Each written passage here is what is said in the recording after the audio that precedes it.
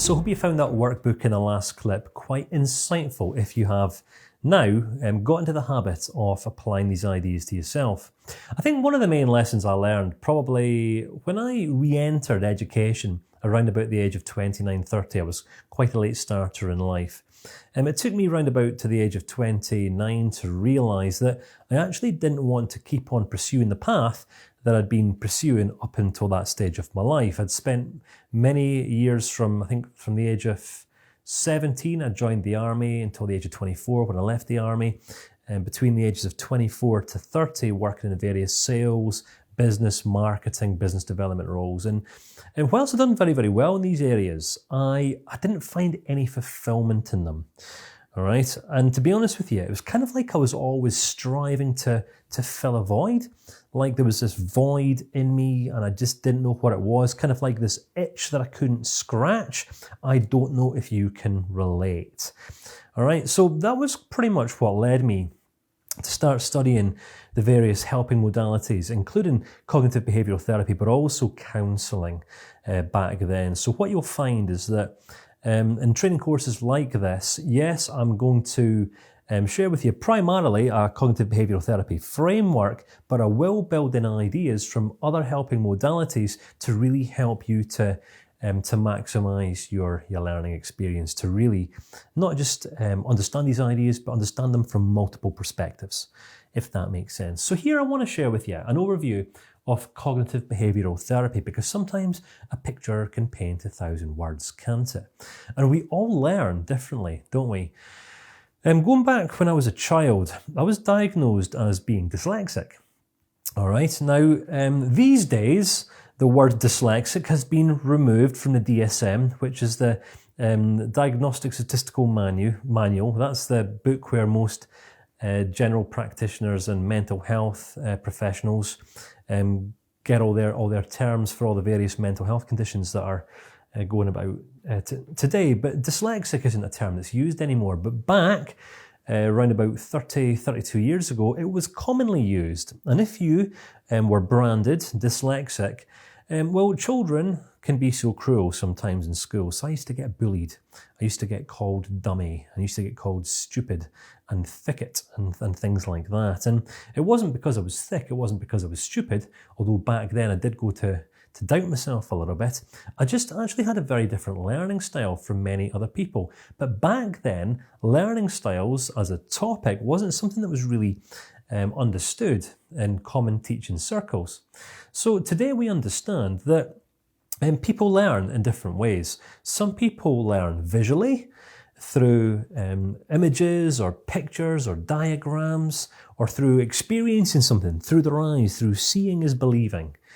Other people learn auditorially, right? Just through listening to information, working the information out inside of their head as they relate that which they're hearing to that which they already know. Then they build upon the ideas and the beliefs and the worldviews that they already have. But then other people learn most effectively kinesthetically, all right? Kinesthetically. And this is when we get a real feel for something. Now, many training organizations around the world, this is where they fail, especially those training organizations who are just delivering information, whose training courses are just for the purpose of training information, regurgitating ideas, rather than delivering insight, all right? In order to learn kinesthetically, we've got to get a feel for what's actually being said, which sometimes means that we need to be engaged with auditorially, through spoken word, visually, through images, but we also want to be engaged with on an emotional level as well, so we can get a real feel for an idea or a principle that's being presented to us, all right? So this is what I want to do here, give you an overview of cognitive behavioral therapy, so you kind of now start to get a real clear picture and adjust of what this helping modality is all about. I've shared a few ideas up until now. If we went back a few clips ago, let me go back and just remind you, not that one. You remember that one? It was not that one. It was in fact this one. Cognitive behavioral therapy is an action-orientated form of psychotherapy that assumes that unproductive or unhelpful thinking patterns cause unproductive behavior and undesired negative emotions. So, moving forward, back to where we were at here. All right, what we're saying is that Emotions don't stand alone in isolation. They don't enter our lives. We cannot contract them. We can't catch them, all right? We can't catch stress as an illness or as a condition, for example, all right? All our emotions are just simply responses to the quality of our thinking. Now, this is not common cultural. It's not a cultural way of looking at ourselves or looking at life, all right? Hence the reason that CBT has been deemed as being one of the most effective forms of therapy in helping by the psychologies and the psychiatric movement over the last 30 to 40 years. So I think one of the main reasons for this is because it's solution focused, all right? Now, if you think about it, if every cause has an effect, and if a problem is an effect, well, all we then simply need to understand is the cause of the effect, and this then means that if we can change or make modifications in the cause, then we can get a whole new effect, which then comes about as a solution. Solution focused. All right. Many forms of therapy today focus on helping people feel better. Cognitive behavioral therapy, yes, it can help people feel better, but it's fundamentally about enabling people to grow in maturity, in insight, in responsibility, in decisiveness, and in strength of character, right? Which is quite different. All right, remember, it's not so much just what we do sometimes that makes the greatest impact. It's sometimes the reason why we're doing what we're doing that can go on to really promote the outcomes that we want to see happen. So, an overview of cognitive behavioral therapy. First things first, we're focused on solutions, not problems. All right. Now, I remember when I was training in counselling, in therapeutic counselling, one of the parts of my training was I had to undergo, I think it was 10 or 12 counselling sessions. Now, to be honest with you, because I'd done so much work on myself back then, I found it quite difficult to engage with a counsellor I was working with. Now, he was also trained in CBT, but what became quite apparent quite quickly was that this guy seemed absolutely hell-bent on finding a problem in my life, or a dysfunction, or a deficit in some way. And it's kind of like he kept on asking me about my relationship with my parents. Now, granted, I didn't have a perfect relationship with my parents, same as every other person in the face of the planet, all right? But he kept on going there. It was like he was looking for some hurt wound. He was off the mindset that human beings are broken, that we're broken people and that we need healed. And to be honest with you, this really conflicted with my own worldview, the way in which, I like to look at human beings. I hate to look at human beings, my fellow man and woman, as being broken. Why? Because no one's broken. The only problem that many people have in life is in their understanding of just how unbroken they actually are. I mean, if you think about it, there's two ways of looking at life, isn't there? There's one that people are broken and they need fixed, or there's one that, people are fully whole, just perhaps don't quite understand themselves as effectively as what they otherwise could. One way of thinking, one way of looking at life leads people to live completely disempowered lives, dependent and in need of a saviour, someone to come along and fix them, which is pretty much what much of the personal development, self-improvement world centres itself around. But then the second way of thinking and looking at life is that people are whole, just sometimes need a little bit of guidance in helping them to fully understand themselves and how unbroken they actually are. Well, this can lead people to live empowered and strong and powerful lives, decisive lives, proactive lives, productive lives, effective lives. No one wants to live ineffectively, but yet many people do. So it's imperative that we get clear on what our priority is.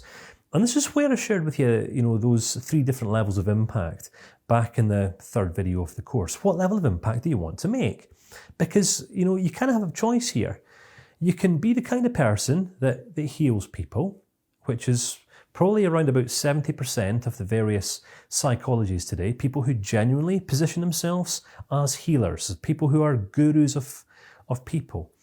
And you can fix people's feelings and make people's nasty feelings go away and things like that. Or you can be the kind of person who's actually committed to the process of enabling other human beings to grow and mature in responsibility and decisiveness and consistency and strength of character, all right? Actually help people grow. So we're talking about helping people now become better rather than just simply feel better, which means that we need to be solution focused all of the time. What's the deficit? What's the void? What's the problem? What's the issue? Because once we know what we're working with, it's then just a case of establishing some goals and encouraging and working with our clients until they start taking action steps towards that which they want more of and away from that which they don't want. So everything must be client orientated. And again, this is another common problem that I've identified over the years. And this is that sometimes many forms of therapy become therapist-centered. For example, the counsellor that I worked with, he was coming from an agenda to heal me, to fix me. He was of the belief, the mindset that I was broken, that I needed fixed, and that he was going to be my fixer, which actually left me quite frustrated by about session 5 or 6, to the point where I just used some of my own counselling skills, one in particular called immediacy, and I said, it feels like you're trying to fix something here in me. It feels like you're looking down on me, like you're of the mindset that I'm broken in some way. And then the conversation pretty much turned around, and we identified that he actually has this deeply ingrained need to fix and help people. So what was a counselling session? He was meant to be my counsellor. I ended up practicing all my cognitive behavioural therapy skills on him. All right. So what a funny little turnaround that was. But here's the thing. When our goal is client wholeness, client progress, client effectiveness, client maturity, clients taking greater depths of responsibility for themselves, then we've always got to be focused on solutions. We've got to be identifying any unhelpful thought patterns that are standing in their way, that are holding them back, any habits that they're operating out of. We understand that clients' moods are going to change pretty much all of the time. And as CBT practitioners, our role isn't to respond to the moods. It's to actually find the cause of the moods, all right? And we do this collaboratively. Because unless we are finding the cause of the mood, which is generally always going to be an unhelpful thought pattern, we might find it difficult to identify where the source of the emotions are coming from, which is why some people find themselves in a place of emotional inconsistency in life. Now, this is generally going to be people's vicious cycle. I don't know if you can relate. Have you ever found yourself or felt sometimes that there's an area in your life or some areas in your life where you're just going round and round in circles, and it doesn't matter how hard you work, it doesn't matter how hard you try, it doesn't matter what you try to change, things just remain the same. Now, going back to 2006, I'd left the military back in 2004, and I'd gone through the 2 years of military transition, and I was confused.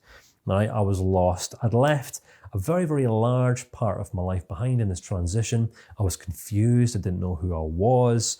I was struggling with all sorts of emotions that were just completely out of control. I felt anxious most of the time about my future. I felt really sad and depressed because I'd left my military family behind.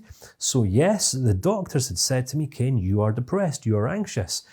I felt anxious, I felt depressed, but these moods were changeable. Sometimes I was feeling anxious, sometimes I was feeling depressed, sometimes I was feeling stressed. Some days I was just absolutely all over the place. And I thought to myself back then, right, if I change my geographical location and just move country, go for a fresh start, then my life will change. And this is an approach that many people take to life, making extreme changes in their lifestyle, thinking that that's going to change a vicious cycle in their life. So I ended up buying a one-way ticket moving to Australia. And when I got off the plane, old anxiety came back, and here I was in a new country. I didn't know anyone, with the same problems that I'd had just a week or so earlier. And here's the thing: breaking a vicious circle in our life isn't about always breaking a habit. It's not always about changing what we do, or changing some pattern of behaviour or something like that. It's sometimes, more often than not, about changing a limiting belief or a way of thinking that we have about ourselves, or about other people, or about how life should be. All right? Nothing stands alone in isolation. Thoughts, feelings, beliefs, actions, behaviors, they're all completely tied into one. And this is an idea that we really must understand as cognitive behavioral therapists. All right?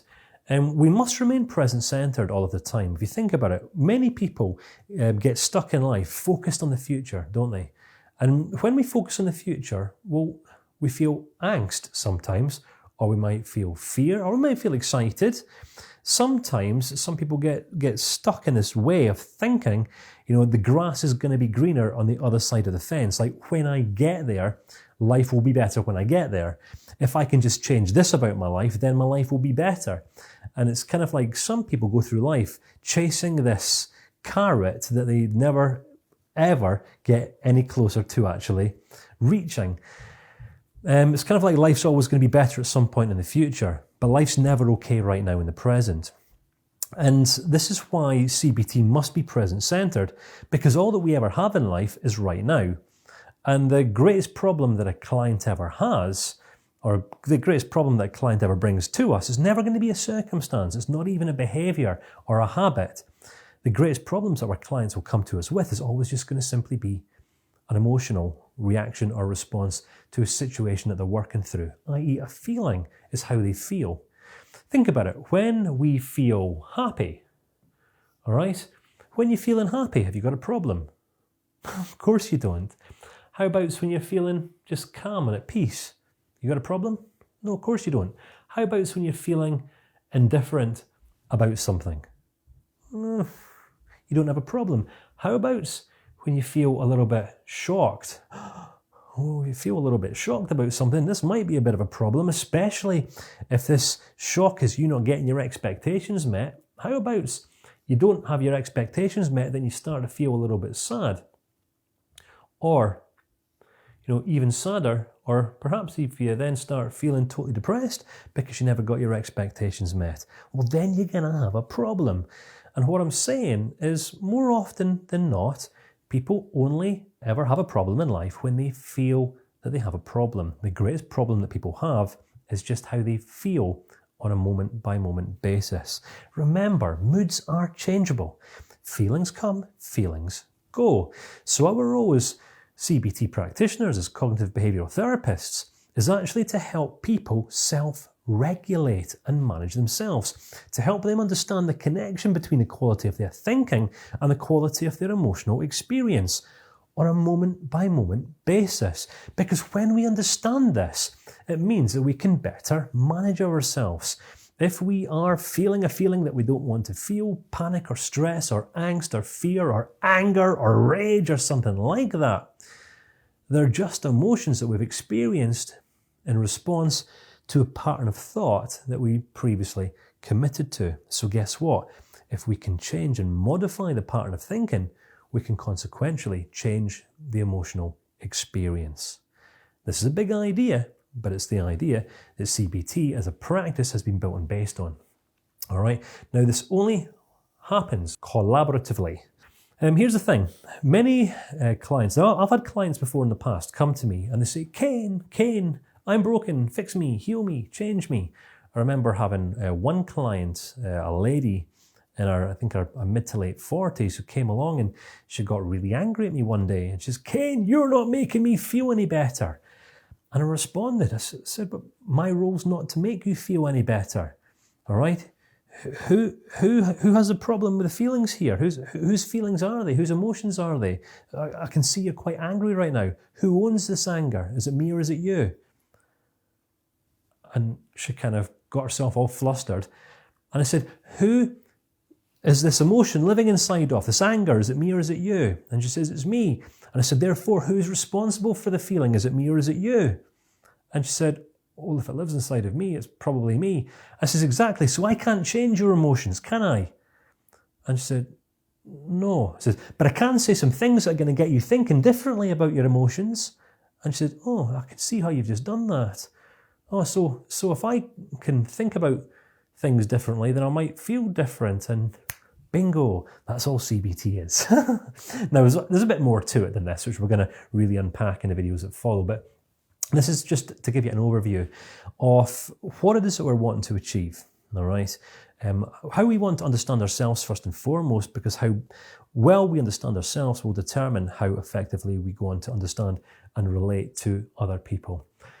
Everything that we're doing is solution focused. We're not here to fix anyone. We're not here to heal anyone. We cannot change anyone's emotions.